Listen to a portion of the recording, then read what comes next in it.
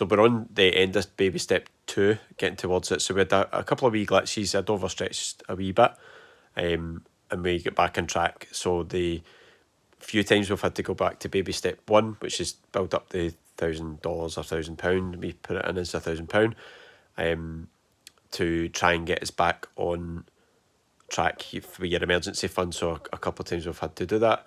And then baby step 2, we have probably about battery cut out there, sorry. Probably about £6,000 of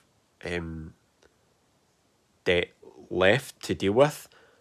And then we'll be on to baby step 3, which is build up 3 to 6 months of emergency fund. So that's the one that I think is a different psychology. So we've got used to paying off the debt. We've done the snowball. That took a little bit of momentum to get it going.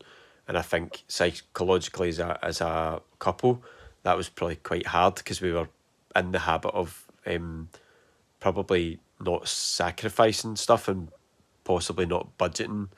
One of the things I think we maybe found hard is actually creating and sticking to an actual budget initially, and then we are much better at it. And as the snowball has increased in value, so as we put the debt from the second, third and fourth debt into the smallest one, so we paid off the smallest one first, which I back in memory was about maybe, I think it was around about £1,000. The second one was about 2-3 grand. The next one I think was quite a big jump, so I think it was like 8 or 9, and then there was one at 24.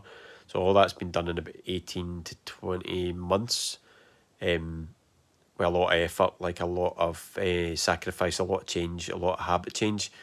But it's just the points where it's kind of low points, I think would have been low points anyway. So just stuff that you can't necessarily afford to get, or you struggle with. So we've found that the periods of time were a little bit easier to get through, knowing that there's something at the end of the tunnel. So the later part, the very last part of baby step 2 and the very start of baby step 2 was probably the bits where I found it harder.